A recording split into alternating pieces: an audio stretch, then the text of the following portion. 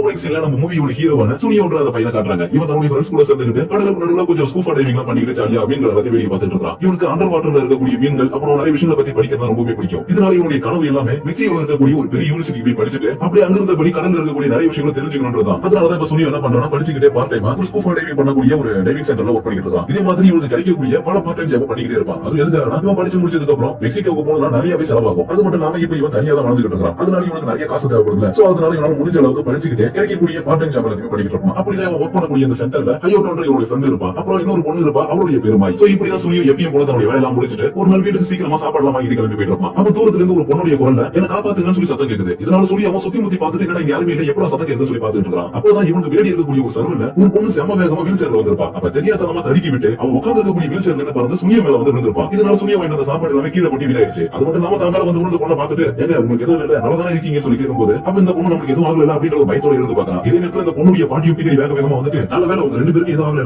நல்லதானே இருக்கீங்க, நான் ரொம்பவே பயந்து போயிட்டேன், சரி ஓகேப்பா எதை எப்படியோ என்னுடைய பேத்தியை காப்பாத்திருக்கிற ரொம்ப தேங்க்ஸ் அப்படின்னு சொல்லிட்டு வந்தவடைய வந்து நடக்க ஆரம்பிக்கிறாங்க. இதே நேரத்துல இந்த பொண்ணு என்ன பண்றாங்க, நம்ம சூனியோடைய கையை எதிர்பார்க்காத விதமா கடிச்சு வச்சிடலாம். அதனால சூனியோ படி தாங்க முடியாம கத்திட்டு ஏன் இந்த போய் கடிக்கிற, நான் உன்னை காப்பாத்ததானே செஞ்சேன், அதுக்கு காட்டும் நன்றியா இது அப்படின்னு உடனே என்ன காப்பாத்த சொன்னா நானே என்ன காப்பாத்தி இருப்பேன் அப்படின்னு சொல்லிட்டு இந்த இடத்துல இருந்து தன்னுடைய பாட்டி கூட சொல்லி கிளம்பிடுறான். அது மட்டும் நம்ம பாட்டி கூட போயிட்டு இருக்கக்கூடிய இந்த பொண்ணு இருக்கான இவன் தான் நம்ம மூவியோட ஹீரோயின். இவனுடைய பேர் தான் ஜோசே. இப்படி கிளம்பி போயிட்டு இருக்கும்போது பின்னாடியே சூனியும் போயிட்டு இருப்பான். அப்ப ஜோசே என்ன சொல்றானா, இங்க பாருங்க பாட்டி, அந்த பையனை பார்த்தா எனக்கு ரொம்ப சந்தேகமா இருக்கு, பின்னாடி வந்துட்டு இருக்கான் பாருங்க அப்படின்னு. அப்ப சூனியோ சொல்றது வந்து கேட்டுட்டு ஐயோ பாட்டி நீங்க தப்பா நினைச்சுக்காதீங்க, என்னுடைய வீடு நீங்க போற வழியை தாண்டி தான் இருக்குது, சோ அதனாலதான் இந்த வழியை போயிட்டு இருக்க சொல்லி சொல்லிட்டு இருப்பான். அதுக்கப்புறம் ஒரு வழி எங்களுடைய வீடு வந்தோம், சரிப்பா நீ பண்ண உதவிக்கு ரொம்பவே தேங்க்ஸ், நான் கிளம்புறோம் அப்படின்னு சொல்லி வீட்டுக்குள்ள போறாங்க. ஆனா அந்த பாட்டி என்ன நினைச்சாங்க, திரும்பி வந்து நம்ம சொல்லியிருந்தேன் தம்பி வாப்பா வந்து சாப்பிட்டு போ அப்படின்னு சொல்லி கூப்பிடுறாங்க. இதனால சூனியோக்கும் சரி ஓகே சாப்பாடு அவர் வீடா பிடிச்சு நம்ம போய் சாப்பிட்டு போயிடலாம் சொல்லிட்டு உள்ள போய் சாப்பிட ஆரம்பிக்கிறான். ஆனா இந்த விஷயத்தை பத்தி பார்த்துட்டு இருக்கக்கூடிய இந்த ஜோசேவுக்கு சுத்தமா பிடிக்கல. அதனால இவன் என்ன சொல்றானா, ஜாடமாடி எங்க இருக்கக்கூடிய ஒரு பாட்டி வெளில கொண்டு போய் விடும்போது இதுக்கு எத்தனை தடவை சொன்னாலும் புரிய மாட்டேங்குது, ஒரு சில சோறு போறாங்கன்னா வீட்டுக்குள்ள வந்து அப்படின்னு சொல்லி சூனியோவை கொஞ்சம் ஜாடமாடியா திட்டிட்டு இருக்கான். அப்ப பாட்டி என்ன பண்றாங்கன்னா, சாப்பிட்டு முடிச்சதும் ஒரு டீ குடிச்சா சூப்பரா இருக்கும், நான் போயிட்டு டீ போட்டு வரப்பா அப்படின்னு சொல்லி டீ போறதுக்காக போறாங்க. இதை எல்லாத்தையும் பார்த்துட்டு இருந்த சூனியோவும் பாட்டி நீங்க ஒரு கஷ்டப்படாதீங்க, நான் டீ போறேன்னு சொல்லிட்டு போய் டீ போட்டு எடுத்து வந்து பாட்டிக்கு கொடுத்தது மட்டும் இல்லாம நீ உட்கார்ந்து இருக்கக்கூடிய ஜோசேவுக்குமே கொடுத்துருக்கான். இதை எல்லாத்தையுமே கவனிச்சுட்டு இருந்த பாட்டி என்ன பண்றாங்க, சூனியா வீட்டுக்கு போறதுக்கு தம்பி ஏதாவது பாட்டு சாப் வாங்குற மாதிரி தான் என்னுடைய வீட்டுக்கு வந்து பாக்குறியா, உனக்கு அது கொடுத்ததை விட எக்ஸ்ட்ரா காசு தரமா அப்படின்னு சொல்லி சொல்றாங்க. இதனால சூனியோவும் சரி ஓகே இந்த டீல் கூட நல்லா இருக்கு அப்படின்னு சொல்லிட்டு சரி பாட்டி நாளைக்கு நான் வேலைக்கு வர சொல்லி சொல்லிடுறான். அதனால சூனியோ மறுநாள் டைவிங் சென்டர் வேலைக்கு போனதுக்கு அப்புறம் அங்க இருக்கக்கூடிய தன்னோட ஃப்ரெண்ட்ஸ் கிட்ட மூணாவது கிட்ட வந்து விஷயத்தை பத்தி சொல்லிட்டு நாங்க போய் வேலை செய்ய போறோம் சொல்லி சொல்லிட்டு இருக்கான். இதே எல்லாத்தையும் இருக்கக்கூடிய ஒரு ஃப்ரெண்ட் கேட்டுட்டு பாஸ் நீங்க வேற அவங்களோட கதை புரியாம பேசிட்டு இருக்கீங்க, அவங்க இருக்கிற ஐடியாவே கிடையாது பாஸ், இங்க இருந்து நல்லா சம்பாதிச்சுட்டு ஹையர் ஸ்டடீஸ்க்கு வெளிநாட்டுக்கு போலான்னு இருக்கான். அதனாலதான் அந்த பாட்டி அதிகமா காசு தர சொன்னதும் அந்த வேலைக்கு போறோம் சொல்லி சொல்லிட்டு இருக்கான். இதே நேரத்துல கடைக்குள்ள இருக்கக்கூடிய அந்த மாயின்ற பொண்ணுக்கு ரொம்பவே கஷ்டமா இருக்குது. ஏன்னா அந்த பொண்ணு நம்ம சூனியோவை ஒன் சைடு லவ் பண்ணிட்டு இருப்பா. அதுக்கப்புறம் சூனியோ இருக்கக்கூடிய வேலை எல்லாத்தையும் முடிச்சுட்டு பாட்டி என்ன வேலை தர போறாங்க அதை பார்க்கலாம் அப்படின்னு சொல்லிட்டு ஜோசியோட வீட்டுக்கு போனதும் பாட்டி என்ன சொல்றாங்க, நீ பண்ண வேண்டிய வேலையை ஜோசியை பாத்துக்கிறதா அப்படின்னு சொல்லி சொல்றாங்க. இது கேட்டதும் சூனியோ செமையாவே பயந்து போயிடலாம். ஏன்னா நேத்துக்கு கையை பிடிச்சி கடிச்சு வச்சா இவ்வளவு பாத்துக்கிறதுக்கு நாங்க வேலைக்கு வந்தோம்னா என்ன பண்ணுவோம் தெரியலையே, இருந்தாலும் என்ன பண்றது நமக்கு இப்போதைக்கு காசு தேவை, அதனால இப்ப கிடைக்கிற வேலையை செய்வோம் சொல்லிட்டு பாட்டி என்ன சொல்றாங்களோ அது எல்லாத்தையும் கேட்டுருக்கான். அப்ப பாட்டி ஒரு முக்கியமான ரூல்ஸ் போறாங்க, ஜோசி வந்துட்டு என்ன விஷயம் கேட்கிறாலோ அது எல்லாத்தையுமே நீ கண்டிப்பா செய்யணும், அப்புறம் அவங்க எந்த அளவுக்கு பத்திரமா பாத்துக்க முடியுமோ அந்த அளவுக்கு பத்திரமா பாத்துக்கணும், இதெல்லாம் விட முக்கியமானது அவளை நீ கண்டிப்பா வெளியில கூட்டிட்டு போக கூடாதுன்னு சொல்லிட்டு இருக்காங்க. அதுக்கப்புறம் பாட்டி இந்த ரூல்ஸ் எல்லாம் சொல்லிட்டு கிளம்புனதுக்கு அப்புறம் ஹீரோ ஜோசி கிட்ட பேச்சு கொடுக்கறதுக்கு ட்ரை பண்றான். ஆனா அந்த ஜோசி சுத்தமா பேசாம ரூமுக்குள்ள போயிட்டு டக்குனு கதவை சாத்திக்கிட்டு ரொம்ப நேரமா அமைதியா இருந்திருப்பா. இது எல்லாத்தையும் பார்த்ததுக்கு அப்புறம் இப்படி எந்த வேலைக்கு ஆகாது, ஏதாச்சும் ஒரு சின்ன வேலையாச்சும் குடும்பம் அப்படின்னு சொல்லி கேட்கலாம். அதுக்கு இந்த பொண்ணு ஜோசி என்ன சொல்றானா, ஒரு வேலை தானே வேணும், அவனை கீழே இருக்கக்கூடிய ஓரமையில எத்தனை போறீங்க இருக்கு கரெக்டா எண்ணி சொல்லி பார்ப்போம் அப்படின்னு சொல்லி சொல்லிடுறான். இதை கேட்டதும் சூனியோ அடி பாவி அது எக்கச்சக்கமா இருக்குமே அது எப்படி என்னது அப்படின்ற மாதிரி யோசிக்கிறான். இருந்தாலும் காசு தேவையில்ல அதனால எண்ணுவோம் அப்படின்னு சொல்லிட்டு ஒண்ணு உட்காந்து எவ்வளவு இருக்கு அப்படின்னு சொல்லி எண்ணி பார்த்துட்டே இருக்கான். இப்படி எண்ணி பார்த்துட்டு இருக்க இதே நேரத்துல பாட்டி மார்க்கெட்டுக்கு போயிட்டு இன்னைக்கு எவ்வளவு செலவு வச்சுப்பா அப்படின்னு சொல்லி செலவான கணக்கு சொல்லிருப்பாங்க. இப்படி எவ்வளவு சொல்ற கணக்கு கேட்டதும் இவன் எண்ணிக்கிறது கணக்க மறந்துருப்பான். அதனால ஜோசி தான் சரி வராது திரும்ப பஸ்ல இருந்து சொல்லி சொல்லிடுறான். இதனால சூனியோவுக்கு செமையவே டென்ஷன் ஆகுது. இருந்தாலும் வெளியில காட்டாம அந்த டென்ஷன் எல்லாத்தையும் தனக்குள்ளே வச்சுக்கிறான். இப்படிதான் ஜோசி தினமும் நம்ம சூனியோ வேலைக்கு வரும்போது ஏதாவது வேலை கொடுத்து ரொம்பவே கஷ்டப்படுத்திட்டே இருக்கான். இதனால ஒரு நாள் தன்னுடைய ஃப்ரெண்ட்ஸ் கூட ஒரு பார்ல உட்காந்துட்டு என்னால முடியல சாமி காசுக்காக நம்ம என்ன பண்ண வேண்டியது இருக்கு அப்படின்ற மாதிரி புலம்பிக்கிட்டு இருக்கான். இதனால இவங்க ஃப்ரெண்ட்ஸ் என்ன சொல்றாங்கன்னா, உனக்கு பிடிக்கல அந்த வேலையை விட்டுட்டு திரும்ப நம்ம கடைக்கு வந்து வேலை செய்யும், அப்படி இல்லைன்னா உனக்கு வேற ஏதாவது வேலை பிடிச்சிருந்தா அந்த இடத்துல போய் வேலை செய்யலாம் அப்படின்னு சொல்லி சொல்லிட்டு இருக்காங்க. இது எல்லாத்தையும் கேட்டதுக்கு அப்புறம் சூனியோ ஒரு முடிவு வந்துடுறான். அப்புறம் மறுநாள் நடந்தோம் ப்ரொஃபசர் இவனை கூட்டு நீ பண்ண ப்ராஜெக்ட் எல்லாத்தையும் மெக்சிகோ யூனிவர்சிட்டிக்கு அனுப்புனேன், அவங்களுடைய ப்ராஜெக்ட் பார்த்துட்டு ரொம்பவே பிடிச்சிருக்குன்னு சொல்லிருக்காங்க. சோ நீ சீக்கிரமாவே மெக்சிகோக்கு போக போறேன்னு சொல்லி சொல்லிட்டு இருக்காரு. இது எல்லாத்தையும் கேட்ட சூனியோவுக்கு ரொம்பவே சந்தோஷமாயிருது. அது மட்டும் இல்லாம எப்படியாச்சும் நம்ம சீக்கிரமா சம்பாதிச்சு மெக்சிகோக்கு உடனே கிளம்பணும்னு சொல்லி முடிவு பண்ணிட்டு தன்னுடைய வீட்டுல போய் ரொம்பவே சந்தோஷமா படுத்து தூங்குறான். அப்ப இவருடைய ரூம்ல இருக்கக்கூடிய ஒரு பெரிய மீனுடைய போஸ்டர்ல கிளாரியன் ஏஞ்சல் சொல்லி இருக்கு, அதை அப்படியே பார்த்த மாதிரி படுத்து கிடக்குறான். இதே நேரத்தில் இன்னொரு பக்கம் அந்த ஜோசி என்ற பொண்ணு ஒரு கனவு காண்டுகிட்டு இருக்கா. அந்த கனவுல இந்த சிட்டி முழுக்க தண்ணி ஆயிடுச்சு. இப்படி இருக்கக்கூடிய சிட்டி முழுக்க தண்ணியால முடிய போனதால இவருக்கு மர்மைட்ஸ் இருக்கிற மாதிரியா வாழலாம் வந்துருது. அது மூலமா சிட்டிக்கு நடுவுல ரொம்பவே சந்தோஷமா நீந்திக்கிட்டு இருக்கா. அப்ப எப்பயும் போல பாட்டி என்ன பண்றாங்க, இவங்க காரணம் வந்து எழுப்பி விட்டுறாங்க. இப்படி எழுப்பி விட்டதால கனவுல இருந்து வெளியில வந்தவ பாட்டி என்ன வெளியில போறதுக்கு கொஞ்சம் அலோ பண்ணுங்க அப்படின்னு சொல்லி கேட்டு இருக்கா. ஆனா பாட்டி இந்த இடத்துல கோபத்தோட அதெல்லாம் முடியாதுமா, ஏன்னா அந்த உலகத்துல இருக்கக்கூடிய எல்லாருமே ரொம்பவே கெட்டவங்க, நம்ம எல்லாருமே தப்பான கண்ணோட்டலாம் பாப்பாங்க, அதனால வீட்டுக்குள்ள இருக்கிறதா உங்களுக்கு நடந்து சொல்லி திட்டிட்டு அப்படியே ஒரு சேர்ல உட்காந்து உண்மை மயக்கத்தை தூங்குவாங்க. அதே மாதிரி நிம்மதியா தூங்கிட்டு இருக்காங்க. அதுக்கப்புறம் கொஞ்ச நேரம் கழிச்சு சூனியா மூஞ்சி இடத்துக்கு வந்துடுறான். இப்படி சூனியா வந்ததுக்கு அப்புறம் இதுக்கப்புறம் அந்த டென்ஷன் நம்மளால தாங்கிக்க முடியாது. அதனால இன்னைக்கு நம்ம வேலையோட கடைசி நாள் அவங்க கிட்ட சொல்லிட்டு நம்ம வீட்டுக்கு கிளம்பலாம் அப்படின்னு சொல்லிட்டு உள்ள வந்து பாக்குறான். இப்படி உள்ள வந்து பார்த்தா ஜோசி அப்படியே காணும் பாட்டியும் காணும். என்ன பண்ணாங்கன்னு சொல்லி சுத்தி முந்தி தேடி பாக்குறான். அப்புறம் அவருடைய ரூம்ல போய் பாக்குறான். இப்படி ரூம்ல வந்து பார்த்ததுக்கு அப்புறம் தான் இவனால எந்த அளவுக்கு வரைய முடியும்ன்ற விஷயம் எல்லாமே இவருக்கு தெரிய வருது. ஏன்னா ஜோசி சின்ன வயசுல இருந்து எந்த விஷயத்துல தன்னுடைய கனவுல பாக்குறானோ வரையறானோ அந்த விஷயத்தை பத்தியும் சூப்பரா வரைஞ்சு வச்சிருப்பா. இது எல்லாத்தையும் பார்த்த சுனியும் பரவாயில்ல இந்த பொண்ணுக்குள்ள நிறைய தரம் இருக்கு அப்படின்னு சொல்லி பாத்துட்டு இருக்கான். அப்பதான் வெளியில பாட்டி கத்தக்கூடிய ஒரு சத்தம் கேட்டிருக்கும். என்னடா சத்தம் அப்படின்னு சொல்லிட்டு வெளியில வந்து பார்த்தா ஜோசேஃப் காணும்னு சொல்லிட்டு பாட்டி தேடிட்டு இருக்காங்க. இதனால சுனியும் எப்படியாச்சும் அவளை கண்டுபிடிக்கணும்னு சொல்லிட்டு நிறைய இடத்துல தேடி ஒரு வழியை எப்படி அவங்க கண்டுபிடிச்சிருப்பா. ஆனா அதுக்குள்ள அந்த ஜோசேஃப் என்ன பண்றாங்க, ரயில்வே ட்ராக்கை தாண்டி போலாம் அப்படின்னு சொல்லிட்டு அதை தாண்டி போறதுக்காக ட்ரை பண்றான். ஆனா நல்ல வெளியே சுனிய இடத்துக்கு வந்ததால இவன் ட்ரெயின்ல போய் அடி பண்றதுக்கு முன்னாடி சுனிய அந்த ட்ராக்கை விட்டு வெளியில கொண்டு வந்துடலாம். இதனால சுனிய ஜோசேஃப் கிட்ட இருக்க நான் மட்டும் வரல, நான் பரலோகத்துக்கு போயிருப்பேன். அது மட்டும் இல்லாம உன்னுடைய பாட்டி உனக்கு கடன் ரொம்ப நேரம் தேடிட்டு இருக்காங்க. இப்போ நம்ம வீட்டுக்கு போலாம் சொல்லி கூப்பிடுறான். ஆனா அந்த ஜோசேஃப் என்ன சொல்றாங்க, எனக்கு வீட்டுக்கு போகணும் ஆசை இல்ல, எனக்கு இப்ப கடலுக்கு போகணும் ஆசை இருக்கு, சோ எனக்கு கடலுக்கு கூட்டிட்டு போ அப்படின்னு சொல்லி சொல்றான். இதனால சுனிய என்ன சொல்றானா, ஓஹோ நான் இன்னும் உங்களுக்கு வேலை செய்யறது நினைச்சிட்டு இருக்கீங்களா, நீங்க பண்ண குடும்பங்களா நான் வேலையை விட்டு போலாம் சொல்லி முடிவெடுத்தேன். அதனால இப்போ உனக்கு பீச்சுக்கு போகணும்னு தோணுச்சுன்னா தனியா போ, நான் வீட்டுக்கு கிளம்புறப்பா அப்படின்னு சொல்லிட்டு வீட்டுக்கு கிளம்பிடலாம். இதனால ஜோசேஃப் இடத்துல ரொம்பவே சோகம் வேறான். ஆனா டக்குனு இவரு வீல் சேர் மூவ் ஆகுது. யாரும் சொல்லி பார்த்தா வீட்டுக்கு போகணும்னு சொன்ன சுனியோ தான். அதனால நீ பார்க்காத பாபா பீச்சுக்கு போலாம் அப்படின்னு சொல்லிட்டு நேரா ரயில்வே ஸ்டேஷனுக்கு கூட்டிட்டு வந்துடுறான். ஆனா இந்த இடத்துல இருக்கக்கூடிய எல்லாருமே இவ்வளவு ஒரு மாதிரி பார்த்ததுனால இல்ல எனக்கு வெளியே வரதுக்கு பிடிக்கல, பாட்டி சொன்னது சரிதான், வெளியில இருக்கிற எல்லாருமே நம்ம தப்பா தான் பாக்குறாங்க அப்படின்னு சொல்லிட்டு திரும்ப வீட்டுக்கு போயிடலாம் சொல்லிட்டு சுனியோ வீட்டுக்கு கூட்டிட்டு போக சொல்றான். இதனால சுனியோ சரி வீட்டுக்கு போலாம் அப்படின்னு சொல்லிட்டு திரும்ப வீட்டுக்கு கூட்டிட்டு போகும்போது கொண்டு வந்த ஒருத்தவன் இவங்க இடிச்சிட்டு சாரி கூட சொல்லாம போயிட்டு இருக்கான். இதை பார்த்து சுனியோ ஏன்னா கண்ண என்ன போற முடியாது வச்சிருக்க, இப்படி ஒரு பொண்ணு இடிச்சிட்டு சாரி கூட கேட்காம போற, சாரி சொல்லிட்டு போடா அப்படின்னு சொல்லி கத்திட்டு இருப்பான். ஆனா இடிச்சு என்ன சொல்றானா, அதெல்லாம் எனக்கு தெரியாது தம்பி, நான் வர தம்பி அப்படின்னு சொல்லி கிளம்பும்போது இன்னொரு பொம்பளை தெரியாத மாதிரி இடிச்சிருப்பான். அதனால அந்த பொம்பளை கொஞ்சம் இந்த தைரியம் தான் ஏன் வந்து இடிப்பா அப்படி இப்படின்னு ரொம்ப பேட் வேர்ட்ஸ் திட்டிடுறா. இதனால இந்த இடத்துல இருந்த எல்லாரும் அந்த ஆளை பார்த்து சிரிக்க ஆரம்பிச்சிருக்காங்க. அப்படியே நம்ம ஜோசியுமே சிரிக்கிறா. இதை எல்லாத்தையுமே பார்த்து சொல்லி என்ன சொல்றானா, இங்க பாரு ஜோசி, இந்த உலகத்துல இருக்கக்கூடிய எல்லாருமே தப்பானவங்க தான், அதே நேரத்தில் நல்லவங்க கூட. ஏன்னா இங்க யார் தப்பானவங்க யார் நல்லவங்க நம்மளால முடிவு பண்ண முடியாது. ஒவ்வொருத்தரும் நடந்துக்கிறது பொறுத்து தான். அது மட்டும் இல்லாம ஒருத்தர் எப்படி நம்ம பாக்குறோம்ன்ற அந்த கண்ணோட்டத்தை பொறுத்து தான். அதனால இதெல்லாம் நினைச்சு எதுவுமே கவலைப்படாது. சோ இப்போ நம்ம பீச்சுக்கு போலாமா இல்ல வீட்டுக்கு போலாமா சொல்லி கேட்கலாம். அப்போ ஜோசி நம்ம பீச்சுக்கு போலாம்னு சொல்லி சொன்னதும் இவங்க ரெண்டு பேரும் ட்ரெயின்ல ஏறிட்டு ரொம்பவே ஜாலியா பீச்சுக்கு போயிட்டு இருக்காங்க. இப்படி போற வழியில இருக்கக்கூடிய எல்லா விஷயத்தையும் ரொம்பவே ஆச்சரியமா பாத்துட்டு இருக்கான். அப்பதான் சொல்லி என்ன சொல்றானா, உன்னுடைய ரூம்ல நான் போனேன், அங்க இருக்கக்கூடிய டாய்ஸ் வாத்தியை பார்த்தா ரொம்பவே சூப்பரா இருக்குது, அது மட்டும் இல்லாம பர்சனலா எனக்கு ரொம்பவே பிடிச்சிருக்கு அப்படின்னு சொல்லி சொல்லிட்டு இருக்கான். இதனால ஜோசியோக்கு இந்த தைரியம் தான் ரூம்ல இருப்பேன் அப்படின்னு சொல்லிட்டு ரொம்பவே கோவம் வருது. இருந்தாலும் என்னோட வேலைக்கான அதனால இந்த புத்தகம் மட்டும் நான் மன்னிச்சு விட்டுறேன்னு சொல்லி சொல்லிட்டு இருக்கான். அதுக்கப்புறம் ஒரு வழி இவங்க ரெண்டு பேருமே சேர்ந்து பீச்சுக்கு வந்துருக்காங்க. அப்ப அந்த ஜோசியா பொண்ணு என்ன பண்றான், மணல் கூட கட்டுக்காம தன்னோட வீல் சேர வேக வேகமா மூவ் பண்ணிட்டு கடல் கிட்ட போயிட்டே இருக்கான். ஆனா ஒரு கட்டத்துக்கு மேல அந்த வீல் சேர் மண்ணுக்குள்ள போஞ்சதும் கீழே விழுந்து தவிர்த்து போயிட்டே இருப்பான். இதை எல்லாத்தையும் பார்த்ததுக்கு அப்புறம் சுனியோக்கு ஏன் இந்த மாதிரி பண்ணிட்டு இருக்க, கஷ்டப்படாத அப்படின்னு சொல்லும்போது இல்ல என்னுடைய அப்பா என்னுடைய சின்ன வயசுல இந்த இடத்துக்கு எனக்கு கூட்டிட்டு வந்திருக்காரு, அது மட்டும் இல்லாம அப்ப கடல் தண்ணி ரொம்பவே உப்பு கறிக்கும் சொல்லி சொல்லிட்டு இருந்தாரு. ஆனா எனக்கு கடல் தண்ணி எந்த டேஸ்ட்ல இருக்குன்னு சுத்தமா தெரியவே தெரியாது. ஏன்னா என்னுடைய அப்பா அதுக்கப்புறம் இந்த இடத்துக்கு கூட்டிட்டு வரதுக்கு உயிரோடவே இல்லை. சோ அதனால இன்னைக்கு இந்த தண்ணி எந்த டேஸ்ட்ல இருக்குன்னு நான் பாத்தியா அப்படின்னு சொல்லிட்டு இப்ப தவழ்ந்து போயிட்டே இருக்கான். அப்ப திடீர்னு நம்ம சொல்லி என்ன பண்றானா, இப்படியே போயிட்டு இருந்தா 6 நாள் ஆயிடும், நான் தூக்கிட்டு போறேன்னு சொல்லிட்டு மூட்டை கட்டி தூக்கிட்டு போறான். அது மட்டும் இல்லாம சொல்லி கடல் தண்ணிக்கு நடுவில் நடந்து போகும்போது இவருடைய முகத்துல கடல் தண்ணி பட்டதும்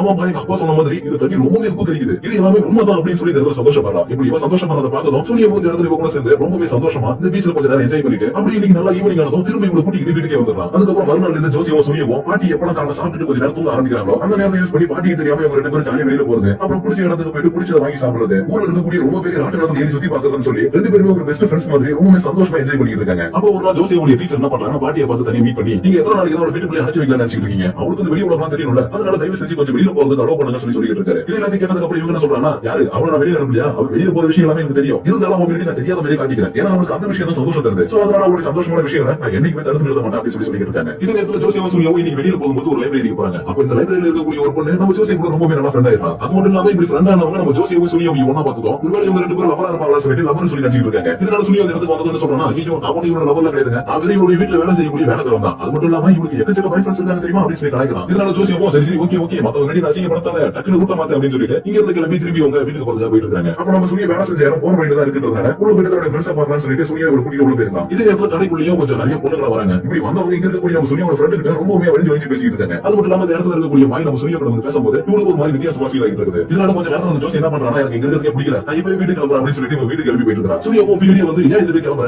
என்ன ஆச்சு அப்படின்னு சொல்லி கேட்கும்போது எனக்கு இந்த இடம் பிடிக்கல அப்படின்னு சொல்லியிருப்பா. இதனால சுனியாவும் இந்த மாதிரி இடம் உங்களுக்கு பிடிக்கல அப்படின்னு சொல்லி கத்துறதும் ஜோசி என்ன பண்றா, நானே தனியா வீட்டுக்கு கிளம்பிக்கிறேன், நீ ஒண்ணு வார்த்தை அப்படின்னு சொல்லிட்டு தனியாவே வீட்டுக்கு கிளம்பி போயிடலாம். அது மட்டும் இல்லாம வீட்டுக்கு போனதுக்கு அப்புறம் அவனை பாட்டிக்கிட்ட இதுக்கப்புறம் சுனியா போய் வேலைக்கு வரணும்னு சொல்லிடுங்க அப்படின்னு சொல்லிட்டு இருக்கா. இதனால பாட்டியும் சரிமா உனக்கு என்ன தோணுதோ அப்படியே செய்யணும் அப்படின்னு சொல்லிட்டு சுனியாவும் வேலைக்கு வரணும்னு சொல்லிடுறாங்க. இதனால சுனியாவும் வேலைக்கு வரணும்னு சொல்லிட்டாங்க அப்படின்னு சொல்லிட்டு கொஞ்சம் ஃபீல் பண்ணிட்டு இருக்கா. ஆனா இந்த பக்கம் ஜோசி என்ன பண்றா, தனியாவே இந்த தடவை லைப்ரரிக்கு வந்திருக்கா. ஏன்னா இப்ப இவனுக்கு லைப்ரரியில ஒரு ஃப்ரெண்ட் இருக்கால, அதனால இங்க இருக்கக்கூடிய ஃப்ரெண்டை பாக்குறதுக்காக வந்திருப்பா. அது மட்டும் நம்ம இங்க இருக்கக்கூடிய ஒரு சின்ன பொண்ணு அக்கா அந்த புக்ல இருக்கக்கூடிய கதையை எனக்கு படிச்சு காட்டுங்க, எனக்கு புரியல சொல்லி கேட்டிருப்பா. இதனால ஜோசியமா ஒரு பொண்ணு தானே இவனுக்கு ஈஸியா கதை சொல்லிடலாம்னு சொல்லிட்டு பார்த்தா இந்த லைப்ரரியில இருக்கக்கூடிய மொத்த குழந்தைங்க இடத்துல உட்காந்துருக்காங்க. சரி ஓகே வந்துட்டாங்க, நம்மளால முடிஞ்ச அளவுக்கு கதையை சொல்லுவோம்னு சொல்லிட்டு இவன் கதையை சொல்ல ஸ்டார்ட் பண்றா. ஆனா இங்க இருக்கக்கூடிய மத்த பசங்க வந்த இடத்துல கிளம்பிடுறாங்க. ஆனா இவங்க கிட்ட ஃபர்ஸ்ட் டைம் வந்து கதை கேட்டால அவன் மட்டும் இதே இடத்துல உட்காந்து நீங்க சொல்லுங்க எனக்கு ரொம்பவே பிடிச்சிருக்கு அப்படின்னு சொல்லி கேட்டு இருக்கா. அதாவது நம்ம சப்ஸ்கிரைபர்ஸ் மாதிரி. அது மட்டும் இல்லாம இந்த சின்ன பொண்ணு என்ன கேட்கறானா, அக்கா நீங்க இந்த கதையில சொன்னீங்க ஒரு பெரிய கோட்டை வருமே, அந்த கோட்டை எப்படி இருக்கும் அப்படின்னு சொல்லி கேட்கும்போது ஜோசி என்ன பண்றாங்க, இங்க இருக்கக்கூடிய ஒரு பெரிய போர்டுல ஒரு டிராயிங் வரைஞ்சு காட்டிட்டு இருக்கா. இப்படி வரைஞ்சிருக்கிறத பாத்துட்டு இருந்த இவரோட ஃப்ரெண்டும் சூப்பரா உனக்கு சூப்பரா ஒரு திறமை இருக்கு தெரியுமா, இதை வச்சு நீ பெரிய ஆளாவலாம் சொல்லி சொல்லிட்டு இருக்கா. ஆனா இந்த இடத்துல ஜோசி என்ன பண்றான், தன்னுடைய குறையை நினைச்சு பார்த்து அதுக்கு வாய்ப்பு இல்லை அப்படின்னு சொல்லி கத்திடுறா. அதுக்கப்புறம் ஒரு நாள் வீட்டுல உட்காந்து டிராயிங் பண்ணிட்டு இருக்கும்போது இந்த இடத்துக்கு நம்ம சுனியா வந்திருக்கா. அது எதுக்காக இவன் கையாலே செஞ்ச ஒரு ஃபிஷ் லைட் லேம்ப் கொடுக்கறதுக்காக வந்திருப்பா. லைட் லேம்ப் ஆன் பண்ணதும் ரொம்பவே சூப்பரா இருக்குது. அது மட்டும் இல்லாம லைட் லேம்புக்கு பின்னாடி ஒரு சின்ன கதை இருக்கு அப்படின்னு சொல்லிட்டு நம்ம சுனியா தன்னுடைய சின்ன வயசுல நடந்த ஒரு கதை சொல்றான். அது என்னன்னா இவங்க வீட்டுக்கு பக்கத்துல ஒரு பெரிய ஃபிஷ் அக்வேரியம் இருக்கும். அந்த இடத்துல தான் இவன் ஃபர்ஸ்ட்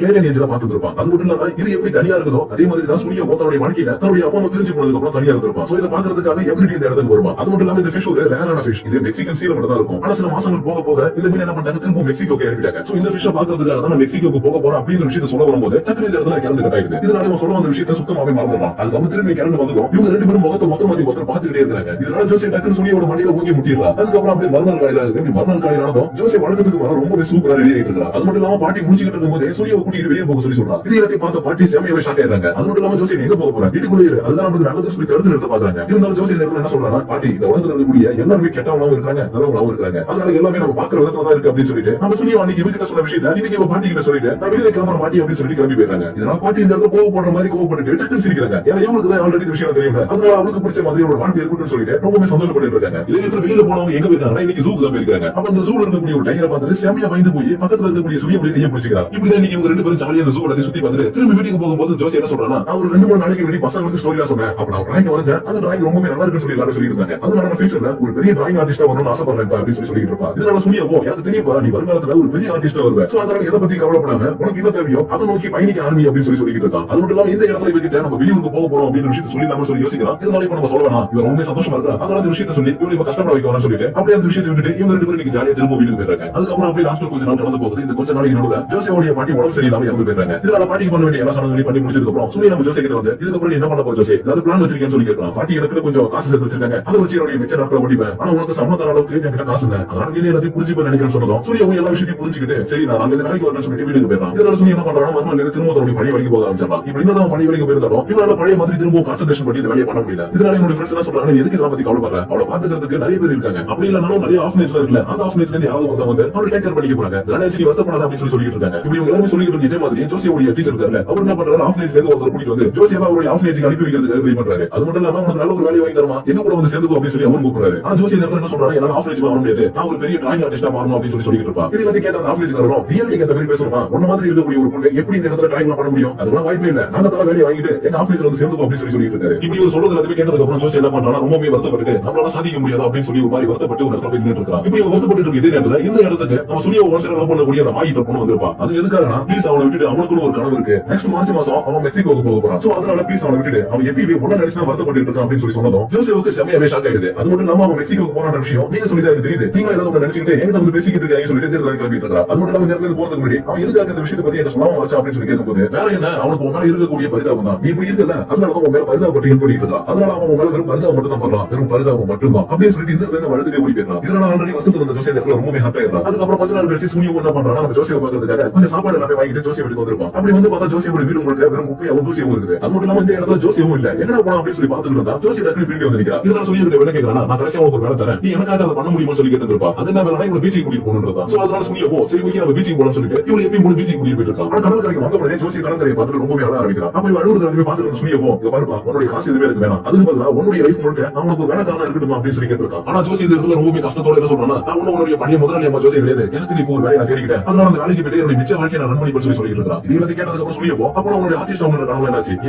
ஆர்டிஸ்ட் ஆக மாட்டியா அப்படின்னு சொல்லி ஒரு ஷாக் கொடுக்கிட்டு இருக்கான். ஆனா இந்த இடத்துல ஜோசி என்ன பண்றானா, அதெல்லாம் எனக்கு தெரியும், நான் என்னுடைய வாழ்க்கையை நான் பாத்துக்கிறேன், யாருமே என்ன பரிதாபப்பட்டு பார்க்க தேவையில்லை. அது மட்டும் இல்லாம மார்ச் மாசம் வந்ததும் நீ மெக்சிகோக்கு கிளம்ப போற, அது வரைக்கும் நீ பரிதாபப்பட்டு பாத்துக்கிறேன்னு சொல்லி தானே இருக்கிற, அப்படிப்பட்ட பரிதாபமே எனக்கு வேணாம்பா, நீ உனக்கு பிடிச்ச விஷயங்களை போய் பண்ணு, தேவையில்லாம என்ன மாதிரி ஒருத்திக்காக உன்னுடைய பரிதாபத்தை வீணாக்காத, அப்போ நான் இந்த இடத்துல கிளம்புறேன், என்ன ஃபாலோ பண்ணி தயவு செஞ்சு வராது அப்படின்னு சொல்லிட்டு இந்த இடத்துல இருந்து அழுதுகிட்டே கிளம்பி போயிடலாம். ஆனா உண்மையாவே இந்த இடத்துல சூரியோ அவளை பரிதாபப்பட்டு தான் பாருங்க, ஒரு நல்ல ஃப்ரெண்டா அவன் கூட ரொம்பவே சந்தோஷமா தான் இருந்தான். அருண் தேவையில்லாம சில பேர் வந்து சில விஷயங்களை சொன்னதும் அதை அப்படி நம்பிக்கிட்டே இந்த இடத்துல வந்து பேசிட்டு போறான். அப்போ பார்த்து திடீர்னு இந்த இடத்துல நல்லா மழை பெய்ய ஆரம்பிச்சிருது. இப்படி மழை பெய்ஞ்சதுனால ஜோசி ரோட கிராஸ் பண்ணும்போது அவருடைய வீல் சேர் வந்து ஸ்டக் ஆயிடுது. இதனால ரோட்ல இருக்கக்கூடிய வண்டிலாம் இப்ப மேல மோதல் மேல வந்து பார்த்ததும் சூரிய போய் எப்படி காப்பாத்தணும்னு சொல்லிட்டு வேக வேகமா அவளை காப்பாத்துறதுக்காக வரான். ஆனா நடுவில் வந்து ஒரு கார் இவன் மேல மோதி இந்த இடத்துல சூரியோக்கு ஆக்சிடென்ட் ஆயிடுது. இது வந்து வீல் சேர்ல இருந்து பார்த்த ஜோசியமும் ப்ளீஸ் எழுந்துரு எழுந்துரு அப்படின்னு சொல்லி கத்திக்கிட்டே இருந்தா. அப்ப இந்த வழியா வந்து ஒருத்தவங்க நல்ல வழியா ஹாஸ்பிட்டலுக்கு போன் பண்ணி நம்ம சூரியவை ஹாஸ்பிட்டல்ல அட்மிட் பண்ணிடுறாங்க. இப்படி அட்மிட் பண்ணதுக்கு அப்புறம் உள்ள இருக்கக்கூடிய நர்ஸ் என்ன சொல்றாங்கன்னா, யார் அந்த பொண்ணு உனக்காக இவ்வளவு நேரம் வெளியில உட்கார்ந்து வெயிட் பண்ணிட்டு இருக்கா, அது மட்டும் இல்லாம அவன் நைட்டு தூங்க கூட சொன்னோம், ஆனா அவன் தூங்காம அப்ப கூட வெளியில தான் உட்கார்ந்து சொல்லி சொல்லிட்டு இருக்காங்க. அதுக்கப்புறம் சூர்யா வந்து டாக்டர் பாக்குறாரு. டாக்டர் பார்த்ததுக்கு அப்புறம் என்ன சொல்றாருன்னா, சூர்யா இப்போதைக்கு உங்களுக்கு ஏற்பட்ட இன்ஜுரி மூலமா நடக்க போட முடியாது, நடக்கிறதுன்றது ஒரு 75% முடியாத ஒரு காரியம், வேணா ஒரு 25% ட்ரை வேணா பண்ணி பார்க்கலாம் அப்படின்னு சொல்லியிருந்தாங்க. இதனால சூர்யா இதுக்கப்புறம் நடக்க முடியாதா அப்படின்னு சொல்லி ரொம்பவே கஷ்டப்படுறான். அப்ப இந்த இடத்துக்கு வந்து ஜோசி என்ன பண்றாரு, என்னால இதெல்லாம் உனக்கு ஆச்சு ப்ளீஸ் என்ன மன்னிச்சிரு அப்படின்னு சொல்லிட்டு சூர்யா கிட்ட மன்னிப்பு கேட்கறான். இதனால சூர்யா என்ன சொல்றானா, இதுக்கப்புறம் என்னால நடக்க முடியாது, எனக்கு இப்போ கொஞ்சம் தனியா இருக்கணும்னு தோணுது, ப்ளீஸ் இப்போதைக்கு கொஞ்சம் இங்க போறியான்னு சொல்லிட்டு இவரால் நடக்க முடியாத விஷயத்தை நினைச்சு ரொம்பவே ஃபீல் பண்ணி படுத்துறாங்க. இதனால ஜோசி என்ன பண்றாரு, திரும்ப வீட்டுக்கு வந்துட்டு என்னால இப்படி அவனுக்கு ஆயிடுச்சுன்னு சொல்லிட்டு ரொம்பவே வருத்தப்பட்டு இருக்கான். அதுக்கப்புறம் மறுநாள் காலையில இவருடைய ப்ரொபோசல் வந்துட்டு, ஏமா உன்னால இப்போதைக்கு மெக்சிகோ போக முடியாது, அதனால அந்த வாய்ப்பை வேற ஒருத்தருக்கு விட்டு கொடுத்துரு அப்படின்னு சொல்லிட்டு இருக்காரு. இதை கேட்டதுக்கு அப்புறம் சூரியோட நடக்க முடியாத நினைச்சு ரொம்ப இன்னும் கஷ்டப்பட ஆரம்பிக்கிறான். அப்பதான் ஒரு நாள் ஒன்ஸ் பண்ண முடியாத பொண்ணு என்ன பண்றானா, வெளியில போனா அப்படின்னு சொல்லிட்டு வீல் சேர் உட்கார வச்சு வெளியில கூட்டிட்டு போறான். அது மட்டும் இல்லாம இந்த இடத்துல சூரிய ரொம்ப வருத்தமா இருக்கிறத பார்த்துட்டு உன்னால நடக்க முடியல, நான் உன்னை கடைசி வரைக்கும் ரொம்பவே பத்திரமா பாத்துக்கிறேன், மெக்சிகோக்கு போற விஷயத்தை இப்போதைக்கு மறந்துரு ப்ளீஸ் அப்படின்னு சொல்லிட்டு இவருடைய மனசுல இருக்கக்கூடிய காதல இந்த இடத்துல சொல்லிடுறான். இப்ப என்னதான் அவருடைய காதல சொல்லியிருந்தாலும் இவரால நடக்க முடியல, அதனால மெக்சிகோக்கு போக முடியல அப்படின்னு ஒரு விஷயத்த சொன்னதால இந்த இடத்துல சூரிய ரொம்பவே கோவப்பட்டு கத்திடுறான். இதனால என்ன பண்றான், நேரா ஜோசியோட வீட்டுக்கு போயிட்டு ஒழுங்குமுறையிலே கதவு தூர உன்னாலதான் எல்லா பிரச்சனையும். அது மட்டும் இல்லாம நீ சூரியை பத்தி உன் மனசுல கொஞ்சம் யோசிச்சு பார்க்காத, ஏன்னா அவன் என்ன எனக்கு மட்டும்தான். ஆல்ரெடி அவன் என்ன விட்டு மெக்சிகோக்கு போற விஷயம் எனக்கு சுத்தமா பிடிக்கல. ஆனா இப்போ முன்னால அவனுக்கு ஆக்சிடென்ட் ஆகி வீல் சேர்ல இருக்கிறதுனால எனக்கு இப்போ கொஞ்சம் வசதியா போயிடுச்சு. அவனை கடைசி வரைக்கும் என் கூடவே வச்சு ரொம்பவே பத்திரமா பாத்துப்பா அப்படின்னு சொல்லிட்டு இருந்தான். இப்படி அவன் சொல்றது எல்லாத்தையும் வீட்டுக்குள்ள இருந்து கேட்டு ஜோசி என்ன பண்றான், டக்குனு கோவத்தை வந்து கதவு வந்துட்டு நீ பாரு, நீ நபராக தங்கச்சி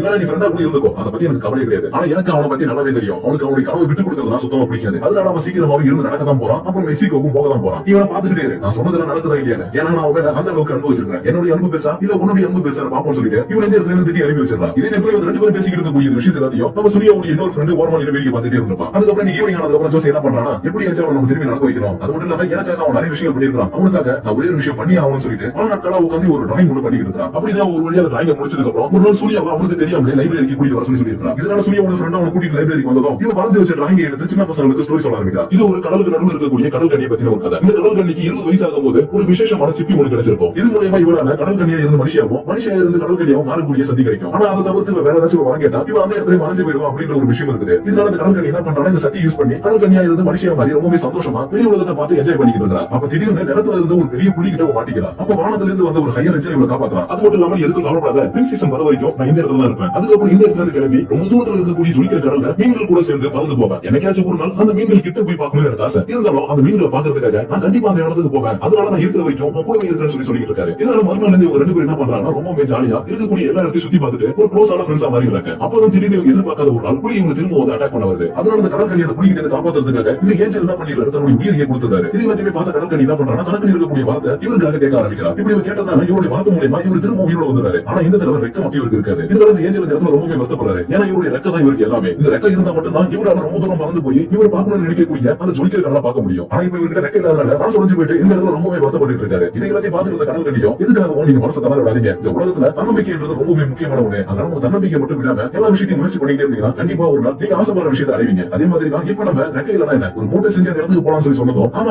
எனக்கு போட்டு கிடைச்சா போதும் அந்த இடத்துக்கு நான் போயிட்டு வரல அப்படின்னு சொல்லி யோசிச்சுட்டு இந்த ஏஞ்சலும் ஒரு போட்டை ரெடி பண்ணி அந்த ஜொலிக்கிற கடல் இருக்கக்கூடிய இடத்துல போயிட்டு மீன்கள் கூட சேர்ந்து நீந்த ஆரம்பிக்கிறாரு. இதனால அந்த ஏஞ்சலுக்கு ரொம்பவே சந்தோஷம். ஏன்னா இவ்வளவு கிட்டத்துல இந்த மீன்களை பார்த்ததே கிடையாது, அதுவும் இந்த ஜொலிக்கிற கடல்ல. அதனால இந்த இடத்துல இந்த ஏஞ்சல் ரொம்பவே சந்தோஷமா இருக்காரு. அவனோட கடல் கண்ணியோ அந்த மேஜிக்கல் ஷெல் கிட்ட எனக்கு இருந்த ஒரு வார்த்தையோ அவருக்காக நான் கேட்டுட்டேன். கண்டிப்பா நான் மறைச்சு போயிடும் எனக்கு தெரியும். இருந்தாலும் அந்த ஏஞ்சல் ரொம்பவே சந்தோஷமா இருக்காரு. அது எனக்கு போதும் சொல்லிட்டு இருக்கா. இதனால அந்த கடல் கண்ணியோட காலையிலாவே மறைச்சு போயிட்டு திரும்பவும் கடல் கண்ணியா மாறிடுறா. அதனால இவருக்கு எதுவுமே புரிய மாட்டேங்குது. நான் வேற ஒரு வார்த்தை கேட்டா மறைஞ்சு போயிடுன்னு சொன்னேன். ஆனா நான் எப்படி நம்ம மறையாம இருக்கிற அப்படின்னு சொல்லி கேட்கும்போது நீ அந்த வார்த்தை உனக்காக கேட்கல, இன்னொருத்தருடைய சந்தோஷத்துக்காக கேட்டல. அப்படி இருக்கும்போது உன்னை எப்படி நான் மறைய விடுவேன், அதனாலதான் இப்படி மறைஞ்சு போகல அப்படின்னு சொன்னதும் இதனால கடல் கண்ணிக்கு ரொம்பவே சந்தோஷம். அது மட்டும் இல்லாம இத்தனை நாள் அவர் கூட இருந்த நாட்களை என்னோட நினைவுல வச்சுக்கிட்டு என்னுடைய மீதி காலத்தை நான் வாழ்ந்துடும் சொல்லிட்டு இந்த கடல் கண்ணி கடல் ரொம்பவே சந்தோஷமா வாழ்ந்தான்னு சொல்லி இந்த கதையை இந்த இடத்துல ஜோசியை சொல்லியிருப்பா. இதனால ஜோசியை சொன்ன கதையை கேட்டு இங்க இருக்கக்கூடிய எல்லாருமே சூப்பரா இருக்குன்னு சொல்லி பாராட்டிட்டு இருக்காங்க. அது மட்டும் இல்லாம இந்த கதை இவங்க ரெண்டு பேரை பத்தி இருந்தது நம்ம ஜோசியோக்கும் சூரியோக்கும் மட்டும் தான் தெரியும். அது மட்டும் இல்லாம சூரியோக்கு இந்த இடத்துல நம்ம எப்படி சேர்ந்து நடக்க ஆரம்பிச்சு சீக்கிரத்துல மெக்சிகோக்கு போயிடுவோம் சொல்லிட்டு ஒரு நம்பிக்கை வர ஆரம்பிச்சிடும். இதனால மறுநாள் இருந்து நம்ம சூரியோ என்ன பண்றாங்க ரொம்பவே எக்ஸசைஸ் பண்ணி ஆர்டர் பண்ணி நடக்கிறதுக்காக ட்ரை பண்ணிட்டே இருக்கான். இப்படி ட்ரை பண்ணும்போது என்ன கொஞ்சம் கீழே கீழே விழுந்து இருந்தாலும் இவருடைய விடா முயற்சியோ தன்னம்பிக்கையோ ஒரு நாள் இவன் நல்லாவே நடக்க வச்சிருது. இப்படி கொஞ்ச நாள் போக போக என்ன ஆகுதுன்னா ஒரு நாள் நம்ம ஜோசிக்கிட்ட நான் நாளைக்கு காலை மெக்சிகோக்கு ஃபிளைட்ல கிளம்ப போறேன், சோ அதனால நீ நாளைக்கு காலையில வந்து என்ன சென்ட் பண்ண முடியுமா அப்படின்னு சொல்லி கேட்டு இருக்கான். இப்படி கேட்கறத பார்த்து இருந்த ஜோசியோக்கு நீ இங்கே இருக்கணும், நீ போக கூடாது, நீ எப்படியுமே இருந்துற அப்படின்னு சொல்லி கேட்கணும்னு தோணும். இருந்தாலும் அவனுடைய ஆசை மெக்சிகோக்கு போயிட்டு அங்க இருக்கக்கூடிய மீன்கள் கூட சேர்ந்து நீந்து இருந்தான். அதனால இந்த இடத்துல தன்னுடைய முகத்தை எந்த ஒரு வருத்தத்தையும் காட்டாம சரிப்பா நாளைக்கு காலையில ஏர்போர்ட் வருவதால வந்து அப்படின்னு சொல்லிட்டு இந்த கிளம்பிடுறான். அதுக்கப்புறம் மறுநாள் காலையில நடந்தோம் நம்ம சூர்யா சொன்ன மாதிரி ஏர்போர்ட்ல நம்ம ஜோசியா வருவா அவன் வந்து சென்ட் பண்ணுவா அப்படின்னு சொல்லிட்டு ரொம்ப நேரமா வெயிட் பண்ணிட்டு இருக்கான். ஆனா இந்த இடத்துக்கு ஜோசியா வந்திருக்கவே மாட்டான். இதனால என்ன பண்றாங்க, எப்படி நான் ஜோசியை பார்த்துட்டு தான் இங்க இருந்து மெக்சிகோக்கு போனோம், அதனால அவளை போய் பாப்பேன்னு சொல்லிட்டு நேரம் அவருடைய வீட்டுக்கு வந்து பாக்குறான். இப்படி வீட்டுக்கு வந்து பார்த்தா இந்த இடத்துல ஜோசி இல்ல. சரி இந்த இடத்துல இல்ல எப்படி லைப்ரரியில இருப்பான்னு சொல்லிட்டு அந்த இடத்துக்கு போய் பார்த்தா அந்த இடத்துக்கு வரணும்னு சொல்லி சொல்றாங்க. இதனால தன்னோட ஃப்ரெண்ட்ஸுக்கும் மெசேஜ் பண்ணி இங்க பாருங்க எனக்கு என்ன பண்ணி தெரியாது, ஜோசி எங்க இருந்தாலும் கண்டுபிடிங்க, அவளை வீட்டுல காணும் எங்கேயுமே காணும் அப்படின்னு சொல்லி மெசேஜ் அனுப்பிடுறான். அவங்க ஒரு பக்கம் போய் தேடுறாங்க, இவனு ஒரு பக்கம் போய் தேடுறான். எங்க போய் தேடினாலும் ஜோசியை கண்டுபிடிக்கவே முடியல. இதனால சொல்லி என்ன பண்றான், அவளை கூட்டிட்டு எங்க போனாலும் அந்த இடத்துல போய் தேடி பார்க்க ஆரம்பிக்கிறான். அப்படிதான் சூப் வரும்போது இந்த இடத்துல அவளுக்கு வீல் சேர் போன ஒரு தடையா இருக்கும். சோ இதை பார்த்ததும் எப்படியாச்சும் இது மூலியமா அவளை கண்டுபிடிச்சலாம்னு சொல்லிட்டு இந்த தடையை எந்த பக்கம் ஆளும் போதும் அந்த பக்கம் மாத்தி போயிட்டே இருக்கான். இப்படி போயிட்டு இருக்கும்போது ஒரு கட்டத்துக்கு மேல மீன் உடைய வருது. அதனால இவனால அந்த தடையை ஃபாலோ பண்ணவே முடியல. இதனால இப்ப நம்ம சூரியாவுக்கு என்ன தோணுதா, ஒரு வேளை நம்ம போயிட்டு வரதுக்கு ரொம்ப நாள் ஆகுன்றதால ஜோசி ஏதாவது தப்பான முடிவு எடுத்துட்டானா இல்ல வேற ஏதாவது பண்ணிக்கிட்டானா அப்படின்னு சொல்லிட்டு ரொம்பவே பயத்தோட தேடிக்கிட்டே இருக்கான். சோ இப்படி இந்த பக்கம் தேடிட்டு இருக்க இதே மைண்ட் செட்ல தான் இன்னொரு பக்கம் ஜோசி தன்னுடைய வீல் சேர்ல போயிட்டு இருக்கான். அப்ப இந்த பக்கமா வேகமா ஓடுன ஒருத்தர் தெரியாதனமா அந்த வீல் சேரை தட்டி விடுவோம். இந்த வீல் சேர் சர்வர்ல ரொம்பவே வேகமா வந்துட்டு இருக்கு. அதாவது இந்த மூவியோட ஓப்பனிங் சீன்ல எப்படி ஜோசி வீல் சேர்ல இருக்கும்போது சர்வர்ல வேகமா வந்து போடும் அதே மாதிரி இந்த இடத்துல வேகமா வந்து கீழே விழுற மாதிரி போயிட்டு இருக்கலாம். அப்ப இந்த இடத்துக்கு வந்த சுனியமோ கரெக்டா இவளை குடிச்சு அடிப்படாத மாதிரி கீழே விழுறான். இப்படி விழுந்ததுக்கு அப்புறம் ஐயோ சுனியம் திருமணம் அவனால விழுந்து உங்களை கால ஒடிச்சிருனா ஏதாவது ஆயிடுச்சு அப்படின்னு சொல்லி பதவி கேட்கலாம். அது மட்டும் இல்லாம நீ இங்க என்ன பண்ணிட்டு இருக்க, நீ மெக்சிகோக்கு தானே போகணும் அப்படின்னு சொல்லி கேட்கும்போது அது எப்படி ஒண்ணு சொல்றது தெரியல. ஆனா உன் கூட இருக்கணும்னு தோணுது. அதனால உன் கூட நான் மாட்ட போறா ஒரு வேலைக்காரனா இருக்கிறேன், எனக்கு மெக்சிகோக்கு போறது சுத்தமா பிடிக்கலப்பா அப்படின்னு சொல்லிடலாம். இப்படி நான் சொல்றது எல்லாத்தையும் கேட்டு ஜோசியமோ என்ன பண்ணி சொல்ற, நீ மெக்சிகோக்கு போறதா உங்களுடைய கனவு சொல்லியிருந்த, அப்ப ஏன் என் கூட இருக்கணும்னு சொல்ற அப்படின்னு சொல்லி கேட்கும்போது ஆமா ஜோசி எனக்கு மெக்சிகோக்கு போயிட்டு அந்த மீன்களை பாக்கணும்ன்றதான் கனவு. அதை நான் சாகிறதுக்குள்ள என்னோட லைஃப்ல எப்ப வேணாலும் போய் பாத்துக்கலாம். ஆனா நான் இப்ப உன்னை விட்டுட்டு போயிட்டேன்னா என்னோட லைஃப்ல இதுக்கப்புறம் சந்திக்க முடியும்னு எனக்கு தெரியல. அதனால யாராவது ஒருத்தவங்க கனவுக்காக